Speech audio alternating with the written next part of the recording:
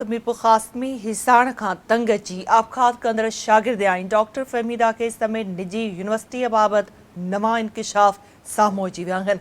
Pakistan medical and dental council ख़ानगी यूनिवर्सिटीअ जे वाइस चांसलर जे तालीमी मयार खे अणपूरो करार ॾेई छॾियो आहे।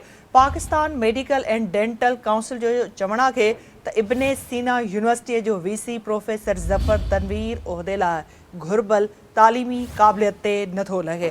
Pakistan medical and dental council मूजिब एक वाइस चांसलर लाइ लाज़मी आहे त उन जी तालीमी ऐं इंतज़ामी सलाहियतुनि जी लेवल 3 हुजणु घुरिजे, जॾहिं त प्रोफेसर ज़फ़र तनवीर लेवल 2 जे सलाहियत रखे थो। अहिड़ो इंकिशाफ साम्हूं अचण खां पोइ डॉक्टर फ़हमीदा केस जी जांच टीम यूनिवर्सिटी इंतज़ामिया खां वाइस चांसलर जी तालीमी क़ाबिलियत बाबति रिपोर्ट तलब करे वरिती आहे। ॿिए तरफ़ डॉक्टर फ़हमीदा लगाई जे वारसनि पारां बि इंतज़ामी तौड़े तदरीसी उहिदनि ते मुक़ररनि जी जांच जो मुतालबो करे छॾियो आहे। मीरपुर ख़ास में हिसाण खां तंग अची आबखात कंदड़ शागिर्द आहिनि। डॉक्टर फ़हमीदा केस में निजी यूनिवर्सिटी बाबति नवां इंकिशाफ साम्हूं अची विया आहिनि। वधीक अपडेट्स लाइ असां राब्तो कयो आहे मीरपुर ख़ास में सिंध टीवी न्यूज़ जे ब्यूरो चीफ नज़ीर पहर सां। नज़ीर, कहिड़ा अपडेट्स आहिनि इन ख़बर जा?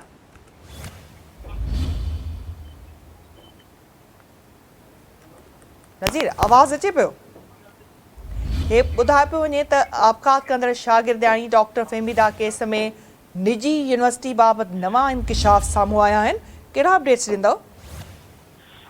जी बिल्कुल, मीरपुर जे एक निजी यूनिवर्सिटी में जो हरासमेंट बाद आबखात कंदड़ मेडिकल जी शागिर्दानी फ़हमीदा लगारी केस में डीआईजी मीरपुर पारां जोड़ियल जांच टीम आयूं उन पारां एसएसपी सैयद हसन फैदा पारां निजी यूनिवर्सिटी के vice chancellor professor Zafar Tanveer जो फ़हमीदा केस में जवाबदार तौर नामज़द कयल आहे। उन बाबत Pakistan medical and dental council का तफ़सील में बुधाया वियो तो उनमें इब्ने सीना यूनिवर्सिटी जो vice chancellor professor Zafar Tanveer vice chancellor के उहदे लाइ घुर्बल तैलीमी क़ाबिलियत नथो रखे ऐं जांच टीम जो लिखियल लेटर जे जवाब में जो पीएमडीसी वधिक चयो आहे त हिकु वाइस चांसलर लाइ लाज़मी आहे त उनजे तैलीमी इंसानी सलाहियतुनि जी लेवल 3 हुजणु घुरिजे, जॾहिं त प्रोफेसर ज़फ़र तनवीर जी लेवल 2 जी सलाहियत रखे थो। पीएमडीसी जो ॼाणायो आहे त हिकु मेडिकल यूनिवर्सिटी जे वाइस चांसलर के अपॉइंटमेंट करण लाइ लाज़मी इहो पीएमडीसी MBBS हुजे ऐं लाॻापियल शोबे में संदसि FCPS थियल हुजे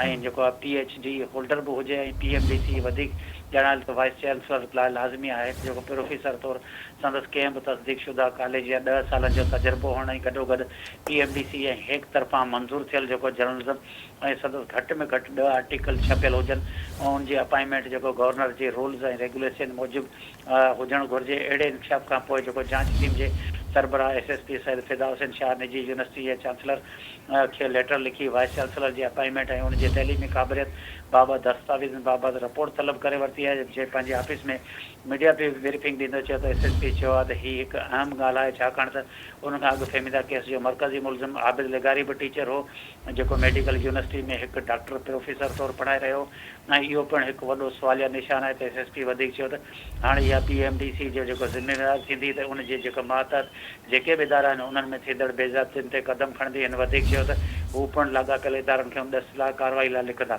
एसएसपी वधीक चयो त फ़हमीदा केस जो फाइनल चालान अञा ताईं पेश न कयो, फॉरेंसिक रिपोर्ट अचण बाद इहो पेश कयो वेंदो। जी ठीकु आहे नज़ीर, अपडेट करण लाइ वॾी महिरबानी।